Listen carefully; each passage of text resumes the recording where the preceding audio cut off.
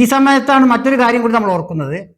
ശ്രീ വെള്ളാപ്പള്ളി നടേശൻ ചില വർഗീയ പ്രസ്ഥാനങ്ങൾ നടത്തി എന്നതിൻ്റെ പേരിൽ അദ്ദേഹത്തിൻ്റെ മകനെ കുറച്ച് കാലങ്ങൾക്ക് മുമ്പാണ്, അധികമായിട്ടില്ല, സമീപകാലത്ത് ഒരു ഗൾഫ് രാജ്യത്തെ ഒരു പ്രശ്നത്തിൽ നിന്ന് യൂസഫ് അലി സാഹിബ് രക്ഷപ്പെടുത്തി കൊണ്ടുവന്നു എന്നുള്ളതിനെക്കുറിച്ചും ഇതേ പരിഹാസം നേരിടുന്നുണ്ട്. കാരണം ഇത്രയും വർഗീയവാദികളായ വെള്ളാപ്പള്ളിയെയും മകനെയും എന്തിനു മുസ്ലിങ്ങൾ പോയി സഹായിച്ചു, ഇനി അവരുടെ വായിൽ നിന്ന് കേട്ടുകൊള്ളട്ടെ എന്നാണ് ഇവരുടെ വാദം.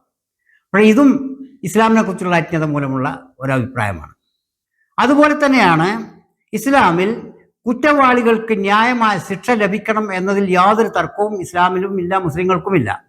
പക്ഷേ എങ്കിലും ഒരു കുറ്റവാളി ഒരു മുസ്ലിമിനെ സമീപിച്ച് തനിക്കൊരു സഹായം ചെയ്യണമെന്ന് പറഞ്ഞാൽ അത് നിഷേധിക്കാനും മുസ്ലിമിനാവില്ല. അപ്പോൾ പിന്നെ ഈ കുറ്റവാളിയുടെ ശിക്ഷ എവിടെ നിന്നാണ്? തീർച്ചയായും യഥാർത്ഥ രക്ഷയും ശിക്ഷയും ഹിയർ ആഫ്റ്റർ, ഇതിനു ശേഷം പരലോകത്ത് നിന്നാണെന്നാണ് ഇസ്ലാം പഠിപ്പിക്കുന്നത്. ഭൂമിയിൽ പ്രവാചകന്മാർ അയക്കപ്പെട്ടിട്ടുള്ളത് മനുഷ്യരെ കുറ്റവാളികളായ മനുഷ്യരെ ശിക്ഷിക്കാനല്ല, പകരം അവരെ കുറ്റത്തിൻ്റെ ആ അവസ്ഥയിൽ നിന്ന് രക്ഷിച്ച് സുഹൃതം നൽകാനാണ്, ഹിദായത്ത് നൽകാൻ വേണ്ടിയാണ്.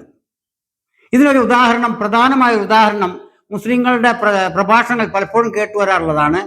പ്രവാചകനായ മുഹമ്മദ് നബി സല്ലല്ലാഹു അലൈഹി വസല്ലം മക്കയിലെ പീഡനങ്ങളിൽ നിന്ന് മനം നൊന്ത് വിഷമിച്ച് തായിഫിലേക്ക് പോകുന്നു.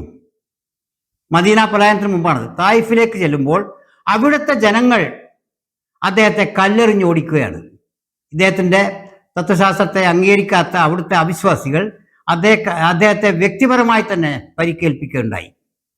ഈ സമയത്ത് ജിബ്രീൽ അലൈഹിസ്സലാം എന്ന മാലാഖ അദ്ദേഹത്തെ സമീപിച്ച് പറയുന്നുണ്ട്, അള്ളാഹുവിൻ്റെ ശിക്ഷ ഈ ജനങ്ങൾക്ക് മേൽ ചൊരിയാൻ നിങ്ങളുടെ ഒരു ഒറ്റ സമ്മതം മതിയെന്ന്. പക്ഷെ പ്രവാചകൻ അതിന് മറുപടി പറയുന്നത്, ജനങ്ങളെ ശിക്ഷിക്കാനല്ല, രക്ഷിക്കാനാണ് ഞാൻ നിയോഗിക്കപ്പെട്ടുള്ളത് എന്നാണ്.